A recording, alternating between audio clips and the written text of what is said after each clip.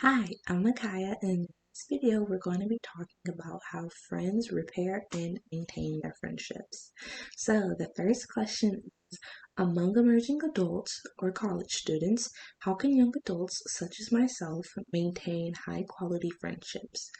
And I believe that we can maintain high quality friendships by simply communicating the best way we can. I feel like life has a way of leaving you behind at times. It so much is happening. So many of our friends are getting married. So many of our friends are having kids. So many of our friends are moving or having different jobs or going to different colleges. It's so much happening that you honestly forget to check on a person and say, "Hey, how are you? We haven't talked in a long time. Just wanted to know that I was thinking about you." So I personally feel that just being honest and communicating the best way you can is the best way to maintain a good high quality friendship because it shows the person you are thinking about them. They are on your mind. You still love and care about them, but you just haven't had time to truly sit down and talk with them. And I think that people forget that you don't always have to have a long-winded conversation to tell a person that you care. Sometimes sending a quick text saying, "Hey, just wanted to check on you," that makes a person's day a lot of the times and people don't even know it. I had a friend in high school. We stopped talking for a while. Life just got ahead of us. And one day I messaged them saying, "Hi, how are you?" And they told me that it made their day, honestly. It made them happy to know that we are still friends, even though we don't talk as much. And I think if people start doing that more, we would have a lot of more high quality friendships. So, question number two, why are high quality friendships important to you? High quality friendships are so very important to me.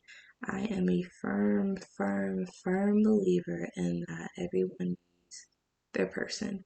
Everyone needs a friend that they can call, and that friend is going to listen and help them and do the best they can to help their friend get through it. And I have two of these high quality friendships. One is with my best friend Anaya. Me and her have been best friends since we were about 4 or 5 years old. Our parents are best friends, and so we decided to just stick with each other. And she is a true high quality friendship that I cherish so much. The second high quality friendship that I have is with my best friend Farah. Me and her have been best friends since we were in sixth grade. Um, I love her just as much. They are both truly amazing girls, and I know that if I were to call them right now, they would pick up the phone, or if they can't pick up, they would text me like, "Hey, are you okay? What's wrong? Do you need anything? How can I help?" Because they are just purely amazing people, and they have shown what it is like to have a good, high quality friendship because they do those things. They check on me, they let me know that they're thinking about me, and I try my best to do the same with them. So, question number three, a transgression by a friend, explain the transgression, negatively impact your relationship, and explain what happened and how you were able to stay friends. This means, why was the friendship more important than a transgression? Um, Ninth grade year of high school, me and a friend of mine, it wasn't Anaya or Farah, but a friend and I changed high schools together. We got accepted into a program, and it required us to go to a different high school. So we went to a different high school, and we were beyond nervous. We were so scared. We were just hoping that we're going to be able to make new friends. We wanted to still stay friends, we have been best friends since kindergarten, so we wanted to stay together like we always have, but we also wanted to have that high school experience of having a group of friends that you go out to eat with, go watch movies, and do all types of different things like that. And that's what we were trying to go for, and it did not turn out that way at all. I met a group of girls, and I introduced this friend to them, hoping that we could have that dynamic of what we wanted, and it backfired tremendously.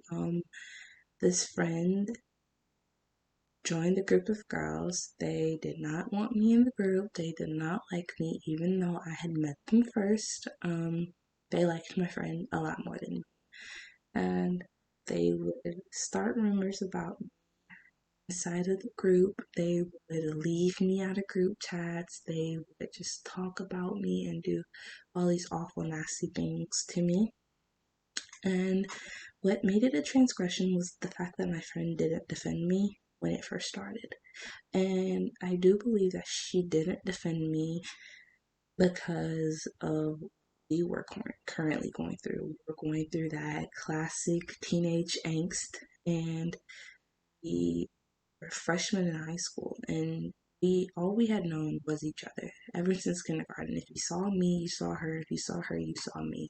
That's how things operated, and that's how things went between us. And I think eventually she just got tired of it. I think she wanted some more friends. She still wanted to keep me as a friend, of course, but she wanted more, if that makes sense.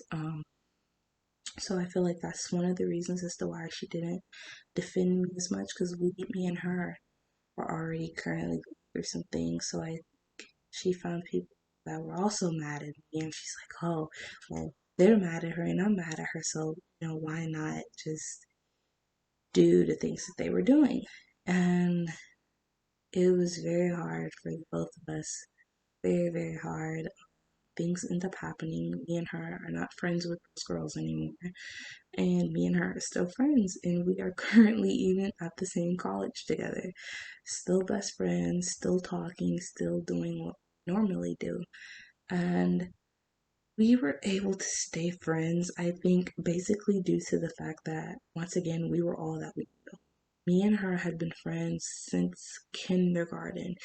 We went to the same elementary school, we went to the same junior high, to the same high school, and we are now currently at the same college. I think that we have gotten to that level of intimacy where we know everything about each other. We have cried together, we have laughed together, we've done so many things together that it was just going to be really hard on the both of us to just stop being friends. And honestly, I think in a way that these transgressions have made us stronger. We were able to talk about things, we learned things that we didn't know about each other, and there was so much that just happened that it felt like a new friendship in a way, because we were able to forget about what happened, but we still address it at times. We still laugh about it and things like that, but we still didn't ignore it completely. We every once in a while we bring it up to each other and just talk about how silly we felt and things like that. And so that's why I think we were able to stay friends, just too deep in, and we love each other deeply and have always been around each other, and it's just going to be really hard to stop that for both of us. Okay, so question number 4. If the transgression negatively impacted your relationship, did others in your life support your decision to stay friends? And honestly, I got a very mixed reaction with people that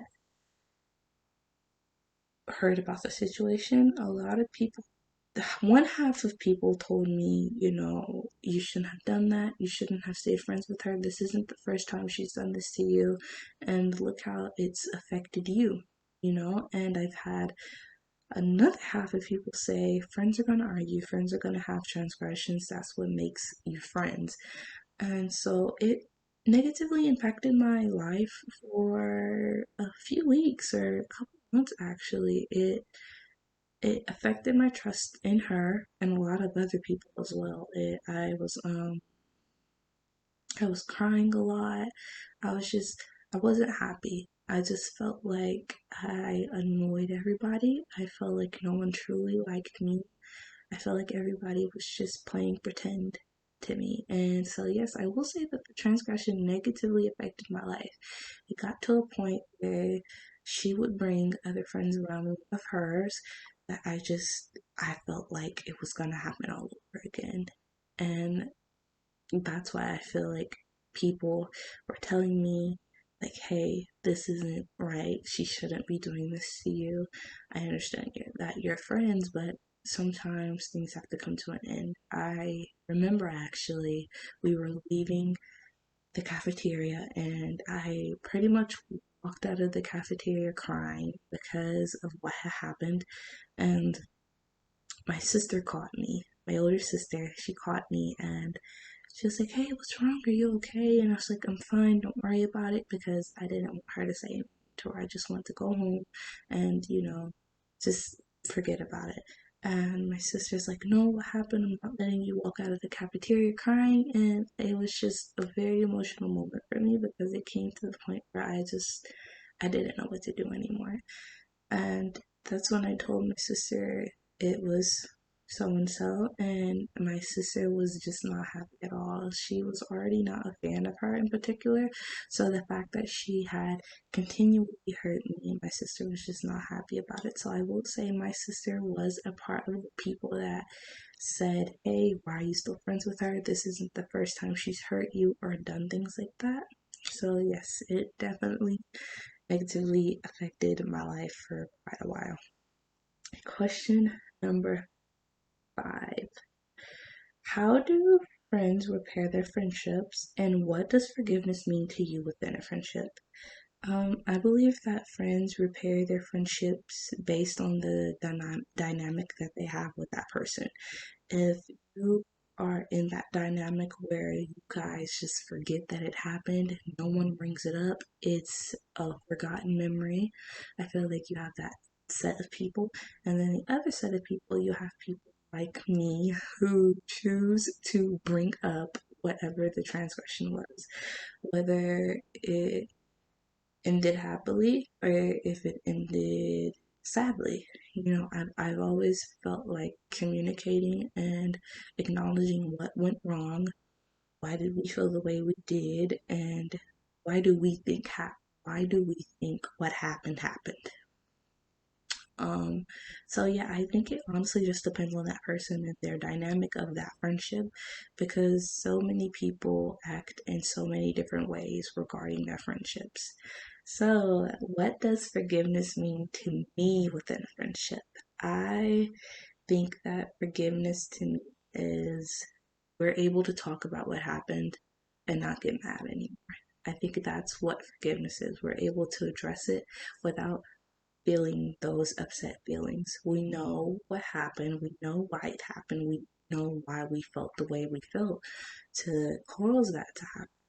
And so I think it's to simply be able to acknowledge it and laugh at it. Because me and my current friend who was in the situation that I described, we laugh about it now. We talk about it all the time, saying how silly it was and that we should have known better, but we're just kids. And so I think that's what forgiveness is to me. I'm not a person to just ignore that things happened.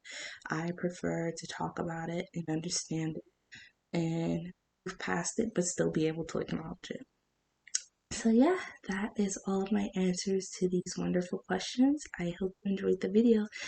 Bye!